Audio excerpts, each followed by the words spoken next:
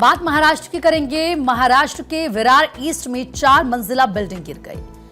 आपको बता दें कि विरार ईस्ट में गणपति मंदिर के पास ये बिल्डिंग गिरी है। हादसे में 2 लोगों की मौत हो गई, 9 लोग यहां पर बचाए गए हैं। जानकारी मिल रही दुखद हादसा यहां पर हो गया है विरार ईस्ट में। जैसे कि मैंने बताया कि 2 लोगों की मौत हुई है और 9 लोग बचाए गए हैं। ये राहत की बात है, जिन 9 लोगों को बचाया गया है। बड़ा हादसा यहां पर हुआ है।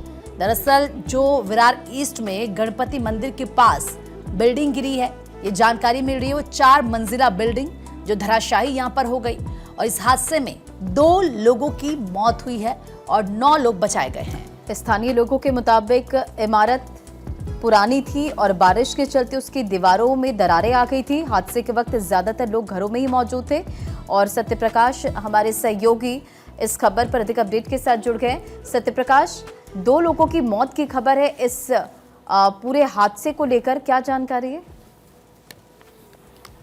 विरार बिल्डिंग कोलैप्स मामले में अब तक जो जानकारी सामने आई है, जिसमें 9 लोग गंभीर घायल हैं और 2 लोगों की मौत हुई है। आधिकारिक जानकारी अभी और आना बाकी है। हालांकि ये कहा जा रहा है कि जो लोग घायल हैं उन्हें नजदीकी हॉस्पिटल में एडमिट कराया गया, जिनका इलाज चल रहा है। रेस्क्यू ऑपरेशन अभी भी चलाया जा रहा है क्योंकि एक ही परिवार के काफी लोग दबे होने की जानकारी मिल रही थी।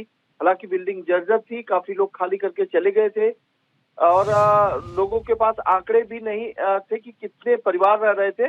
लेकिन चूंकि सरकार की तरफ से कहा गया था कि अगर बिल्डिंग जर्जर है तो इसे खाली करा दिया जाए, और जिसकी सूचना भी दी गई थी, लेकिन उसके बावजूद कुछ परिवार रह रहे थे जिसमें यह हादसा हुआ है। हालांकि रेस्क्यू ऑपरेशन के बाद जब जानकारी सामने आएगी कि कितने लोग और दबे हुए हैं, हालांकि मलबा हटाने का काम जारी किया गया है। सत्यप्रकाश, अभी पुलिस की तरफ से क्या कोई स्टेटमेंट सामने आया है इस घटना को देखते हुए? देखिए, वहां के डीवाईएसपी ने ही जानकारी दिया है कि 2 लोगों की मौत हुई है और 9 लोग घायल हैं और काफी लोगों के बारे में जानकारी निकालने की कोशिश की जा रही है। ये निकाला जा रहा है कि कौन कौन परिवार यहाँ रह रहे थे, एक परिवार में कितने लोग रह रहे थे, उसकी जानकारी निकालने का काम अभी चल रहा है। और जाहिर तौर पर चूंकि बड़ा हादसा है और इसलिए रेस्क्यू ऑपरेशन युद्धस्तर से किया जा रहा है।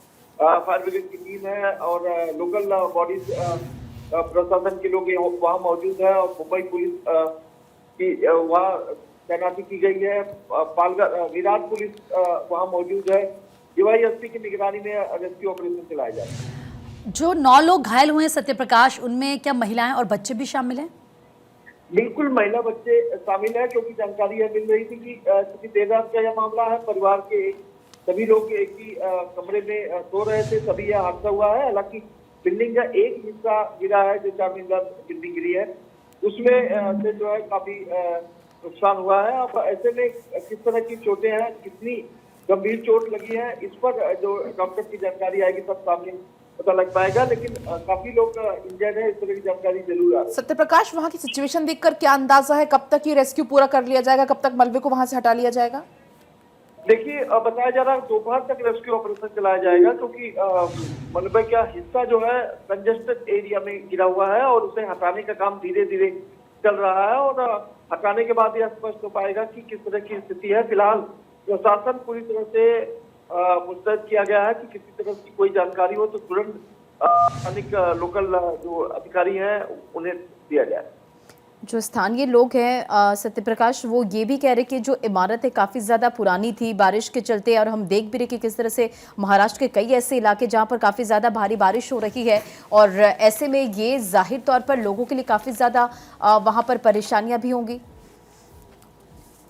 महानगर पालिका और स्थानिक लोकल बॉडी जो अधिकारी होते हैं उनकी तरफ से पहले भी कहा गया था कि सूचना दे दी गई थी क्योंकि बिल्डिंग जर्जर है और कभी भी गिर सकती है, ऐसे में खाली कर दिया जाए। काफी लोग खाली करके चले भी गए थे, लेकिन कुछ लोग अभी नहीं खाली किए थे और यही वजह है कि जब बिल्डिंग सी कैटेगरी में होती है तभी नोटिस दे दी जाती है कि उसे खाली करो। लेकिन जब लोग इस स्थिति में रहते हैं तो इस तरह के हादसे होने पर जाहिर तौर पर काफी बड़ा नुकसान होता है। ठीक है सत्यप्रकाश, आप नजर रखिएगा, रेस्क्यू ऑपरेशन चूंकि फिलहाल वहां पर चल रहा है। शुक्रिया आपका पूरी जानकारी के लिए।